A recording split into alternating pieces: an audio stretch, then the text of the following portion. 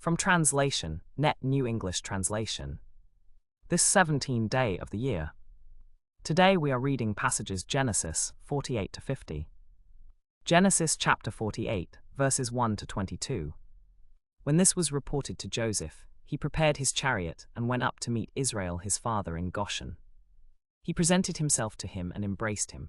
Joseph wept for a good while. Israel said to Joseph, "Now let me die, since I have seen your face and know that you are still alive." Then Joseph took the two of them, Ephraim with his right hand to Israel's left, and Manasseh with his left hand to Israel's right, and brought them near to him. But Israel stretched out his right hand and placed it on Ephraim's head, though he was the younger, and crossing his arms, he put his left hand on Manasseh's head, thus putting a blessing on them. Joseph said to his father, "Not this way, my father, this is the firstborn, put your right hand on his head." But his father refused, saying, "I know, my son, I know. He too will become a nation, and he too will become great. But his younger brother will be greater than he, and his descendants will become a multitude of nations." When Joseph saw that his father had placed his right hand on Ephraim's head, he was displeased. So he took his father's hand to move it from Ephraim's head to Manasseh's head. But his father said, "I know, my son, I know. He too will become a people, and he too will become great. Nevertheless, his younger brother will be greater than he, and his descendants will become a multitude of nations." Then he blessed them that day, saying, "By you Israel will pronounce a blessing, saying, May God make you like Ephraim and Manasseh." So he put Ephraim before Manasseh. Now it happened, as soon as Joseph had made this known to his father, that he bowed in worship with his face to the ground. Then Joseph said to his father, "Look, they are my sons whom you have given to me here in Egypt." And he said, "Bring them to me, please, that I may bless them." So the eyes of Israel were dim with age, and he could not see well. And Joseph brought them near to him, and he kissed them and embraced them. And Israel said to Joseph, "I did not expect to see your face again, but now God has let me see your children also." Then Joseph brought them out from between his knees, and he bowed with his face to the ground. And Joseph took them both, Ephraim with his right hand to Israel's left, and Manasseh with his left hand to Israel's right, and brought them near to him. But Israel stretched out his right hand and placed it on Ephraim's head, though he was the younger, and crossing his arms, he put his left hand on Manasseh's head, thus putting a blessing on them. Joseph saw that his father had placed his right hand on Ephraim's head, so it was displeasing to him. He took his father's hand to move it from Ephraim's head to Manasseh's head, but his father refused, saying, "I know, my son, I know. He too will become a people, and he too will become great. Nevertheless, his younger brother will be greater than he, and his descendants will become a multitude of nations." Then he blessed them that day, saying, "By you Israel will pronounce a blessing, saying, May God make you like Ephraim and Manasseh." So he put Ephraim before Manasseh. And Joseph said to his father, "Not this way, my father, this is the firstborn, put your right hand on his head." But his father refused, saying, "I know, my son, I know. He too will become a nation, and he too will become great. But his younger brother will be greater than him, and his descendants will become a multitude of nations." Then Israel said to Joseph, "Look, I am about to die, but God will be with you and will bring you back to the land of your ancestors. Moreover, to me he has given you one more son than your brothers, so I am granting to him a double portion of what I have, since he is the firstborn of my son Joseph." Genesis chapter 49, verses 1 to 28. Then Jacob called for his sons and said, "Gather around, and I will tell you what will happen to you in the days to come. Assemble yourselves and hear, you sons of Jacob, and listen to Israel your father. Reuben, you are my firstborn, my might, and the beginning of my strength, excelling in honor, excelling in power.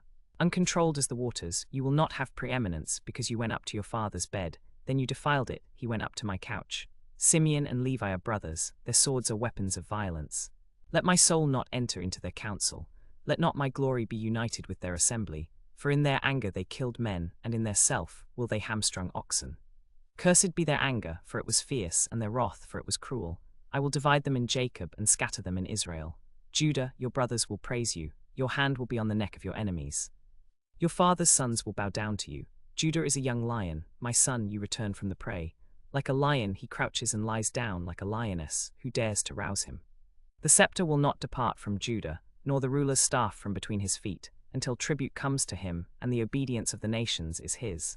He ties his donkey to a vine, his donkey's colt to the choicest vine. He washes his garments in wine, his robes in the blood of grapes. His eyes are darker than wine, and his teeth are whiter than milk. Zebulun will live by the seashore, he will be a harbor for ships, his border will extend to Sidon. Issachar is a donkey lying down between two sheep pens. When he saw that a resting place was good, and that the land was pleasant, he bowed his shoulder to bear burdens and became a slave at forced labor. Dan will judge his people as one of the tribes of Israel. Dan will be a snake by the roadside, a viper along the path, that bites the horse's heels so that its rider falls backward. I wait for your deliverance, O Lord. Gad will be attacked by raiding bands, but he will attack them at their heels. Asher's food will be rich, he will provide royal delicacies. Naphtali is a doe set free, who bears beautiful fawns. Joseph is a fruitful vine by a spring, its branches run over a wall. The archers bitterly attacked him, shot at him, and hated him. But his bow remained strong, and his arms remained limber, because of the hands of the mighty one of Jacob, because of the name of the shepherd, the rock of Israel, because of the God of your father who helps you, because of the Almighty who blesses you with blessings of the skies above, blessings of the deep below, blessings of the breasts and of the womb. The blessings of your father are greater than the blessings of the ancient mountains, than the bounties of the everlasting hills. May they be on the head of Joseph, on the brow of the one set apart from his brothers. Benjamin is a ravenous wolf, in the morning devouring the prey, and in the evening dividing the spoil. All these are the 12 tribes of Israel, and this is what their father said to them. He blessed them, he gave each of them a blessing according to his blessing. Genesis chapter 50, verses 1 to 26. Then Joseph threw himself on his father's face, and wept over him and kissed him. Joseph commanded his servants, the physicians, to embalm his father. So the physicians embalmed Israel. They embalmed him for 40 days, for that is the full number of days required for embalming. The Egyptians wept for him 70 days. When the days of weeping for him were finished, Joseph said to the household of Pharaoh, "If I have found favor in your eyes, please say to Pharaoh, 'My father made me swear an oath. He said, I am about to die. Bury me in the tomb that I dug for myself there in the land of Canaan. Now therefore let me go up and bury my father, then I will return.' Pharaoh said, 'Go up and bury your father, just as he made you swear to do.' So Joseph went up to bury his father.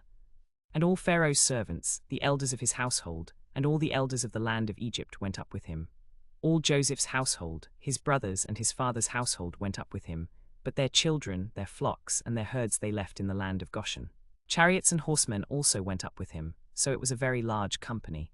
When they came to the threshing floor of Atad, which is beyond the Jordan, they lamented there with a very great and sorrowful lamentation. Joseph observed a 7-day period of mourning for his father. When the inhabitants of the land, the Canaanites, saw the mourning at the threshing floor of Atad, they said, 'This is a very sorrowful mourning for the Egyptians.'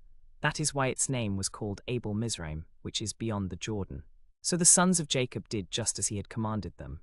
His sons carried him to the land of Canaan, and buried him in the cave of the field of Machpelah, near Mamre, which Abraham had bought along with the field from Ephron the Hittite, as a burial site. After Joseph buried his father, he returned to Egypt, he and his brothers and all who had gone up with him to bury his father. When Joseph's brothers saw that their father was dead, they said, 'What if Joseph holds a grudge against us and pays us back for all the wrong we did him?' So they sent this message to Joseph. 'Before your father died, he instructed us, you must say to Joseph, please forgive the transgression of your brothers and their sin, for they treated you badly. Now please forgive the transgression of the servants of the God of your father.' Joseph wept when they spoke to him. Then his brothers also came and threw themselves down before him. They said, 'Look, we are your slaves.' But Joseph said to them, 'Don't be afraid. Am I in the place of God? As for you, you meant to harm me, but God intended it for a good purpose, in order to accomplish what is now being done, the saving of many lives. So then, don't be afraid. I will provide for you and your children.' So he comforted them and spoke kindly to them. Joseph stayed in Egypt, along with his father's family, and Joseph lived 110 years. Joseph saw Ephraim's children to the 3rd generation, as well as the children of Manasseh's son Machir, who were born on Joseph's knees. Then Joseph said to his brothers, 'I am about to die, but God will surely come to your aid and bring you up from this land to the land he swore on oath to give to Abraham, to Isaac, and to Jacob.' So Joseph made the sons of Israel swear an oath, saying, 'God will surely come to your aid, and then you must carry my bones up from this place.' Joseph died at the age of 110. And they embalmed him and placed him in a coffin in Egypt.